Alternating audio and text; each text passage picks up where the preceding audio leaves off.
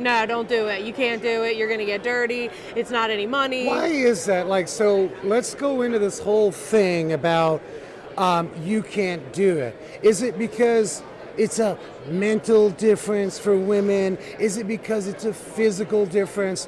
What's your evaluation of the why you've been told from us guys in the back shop? I mean, how do you kind of I feel evaluate like that? it was almost like something that's embedded from like as a little kid. People are just like, boys don't do this, girls don't do this. That's it. There is no questions asked. You just don't do this. So for anybody, even like a guy to become a flight attendant back in the 80s, it was like, why are you doing that? That's a girl job. Like, why did it ever have to come to a guy or a girl job? It's if you show somebody how to do it, they can learn it and run with it. And then they bring their own trait and their own take on things and they make it 100% better. And you're like, well, I didn't even think of that. Well, that's because you had somebody else come roundabout and look at it in an entirely different way that you might not have thought of it. Hence the sometimes that other set of hands is good because you're in there doing something and you're like, I can't figure it out. And then like you step back, hey, actually try this. And sometimes that actually ends up being the solution, which is where we all need to be. Let's talk about this because we got a lot of young ladies out there that catch the Wrench Nation show. Yeah. And what we're finding often is sometimes that support system is really not coming from home. Yeah. You know, mom and dad, whether it's a divorce scenario, whether that's amicable divorce or not amicable, Right. their support system is really weak.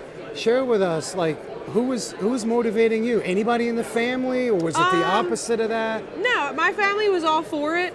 They've kind of let me just pave my own way with whatever job I've had. My dad, he's been 100% supportive. My mom, my family was definitely like, oh yeah, if you're gonna go for it, go for it. We know you'll do it. Like they know the drive that's already in me. So I feel like the support system is huge. And when I did step into the dealership, there was some support, but I also had to break down a few gates before they were like, oh, she don't need all that support. Like she's there. Let's talk about the gates, because we do have a lot of students that are on the trajectory. Perhaps they started at a small place as an oil service tech. You know, the lube line, which that's a whole other story. Yeah. But now they're making that leap to the dealership or to a bigger aftermarket garage. Right. You said gates. What can they expect to have as a challenge? And number one, the challenge being a nothing burger, and that it's really up here. Yeah. And maybe they're just intimidated because, okay, let's face it, that back shop traditionally was a man's world. Yes. Those gates that you had, give us like one big one that you can share. The biggest one was probably just paving my own way. Coming in, I think just stepping in the door. When I started at my first dealership, there was 75 bays, so it was a gigantic shop. And to walk in there and not know, anything and just be like, oh, hey, like to not be afraid and to just see that gate and just go for it instead of being like, oh, well, I'll just quit now. They know, they think I can't do it. I might as well just, the mental can get to you. So having that steadfast, just that gateway. Show up every day. Show up every day and give them what you got. Do the business at hand. Yes. I got to talk to you on that because, in our garage, we've mentored a lot of students. Okay. We've had quite a few younger female technicians. Awesome. And what comes to mind is one female technician that we had moved on, which was all good. And she texted me like 3-4 months later, the whole sexual harassment thing's going down. And I'm like, so I called her. Right. Is it verbal? Was it physical? Number one, get with superiors. Number two, have a sit down. I know you've probably experienced some of that.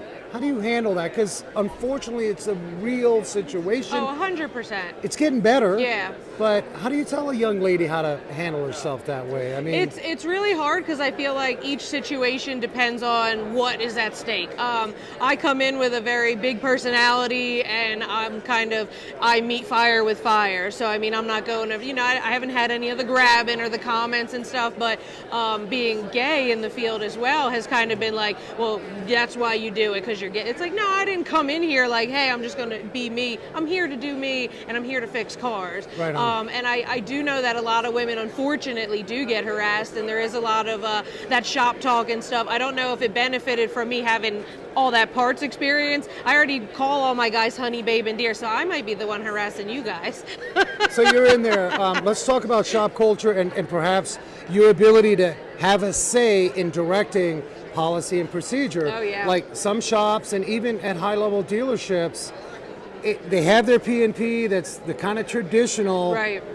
Do you have a sit down with management periodically and say, Yes. hey, this is what we need to work on? I want you to speak on that because a lot of the ladies that are coming into the field, it's not just fixing cars. Right. It's molding future and having that conversation. And that goes back to the like the bathroom and the locker room thing. So at my first dealership, they had just rebuilt the building. So there was a huge bathroom, locker room for the women and the guys, big whole setup. My second shop didn't have any of that, and it was like, obviously being a male-dominated field for so long, all the bathrooms are kind of, not the prettiest place you want to be anyway. My dealership now, they include me in everything. They're trying to renovate the bathrooms and redo the break room, and like, how can we make this better for the industry as a whole? We want more women, we want more guys, we want just more technicians that all respect each other. And yeah, when you have to walk past, 20 men's stalls to go into the one lady stall, it's like, it kind of is weird for everybody. There has to be a balance. Yeah, I also think that you have to just voice your opinion, and I don't go up there and just start flipping out, but like, hey, this isn't right, or and very even professional, shop but on equipment, point, like yeah. we all have to work together in order to make this a good industry, because anybody can, oh, that's not mine, I just left it there, and well, I didn't leave it there either, but can we all pick up the trash? And if it's a collective effort, then we can all make this industry great, as it should be. You speak so powerful on that. It shouldn't be looked at a woman coming in. It Right. should be the enhancement of a team Yes. and a balance. Yes. And I think that's amazing that the dealership was able to grow that. And it's not just for you, Kristen Breslin. It's Right. like, hey, for the future of what we got going on. Yep. You're doing work with Tech Force Foundation. Yep. Tell us about that. How's that experience been? Tech Force Foundation's amazing. Dana and Ben and everybody I've met so far, I mean, even just getting to do the interview with them, and they're like, oh, I loved hearing your story and everything. It's like, I don't get to see that behind the scenes stuff, so to meet these people here at Apex and SEMA has been mind-blowing, and just the experience alone and what they stand for and what they're trying to do in building good technicians, It's just like, that's where we have to focus, is not on everybody, oh, we're losing techs every day. Well, let's find the good techs and bring them in. Let's make good technicians. You have to start somewhere, and Tech Force Foundation's a great place to start. That's awesome. Let's talk about one more last thing. Yes. Apex, all the parts and vendors, and the big woo-ha SEMA. Yep. Tell us about Bogey's Iron Maven. I've been keeping up with her, all these last-minute details. I can literally see Bogey sweating. Normally you don't see Bogey sweating. I know. You worked on that whole project with I Bogey. did. Tell us about that experience. Mind-blowing. To be in the dealership now for 10 years and not really meet any women. I'm just under my hood working. To meet Bogey and the 150 women that have put their time on this build, and just the dedication, the creativity, the ingenuity. I mean, it's coming together so quickly. I mean, she said it yesterday, how people are like, you're insane for doing that in that amount of time. Totally insane. And from stepping back and Yeah. being there that day, or the week that I was out there, and it's like, to see it yesterday unveiled in all its glory, I couldn't be more proud of Bogey, the whole team, and everything she stands for. Yeah, that's amazing. I think it's a strong message now, and then certainly into the future. Yep. So right on. Kristen Breslin, you Boom. rock. Make sure you guys get on to techforcefoundation.org for more details.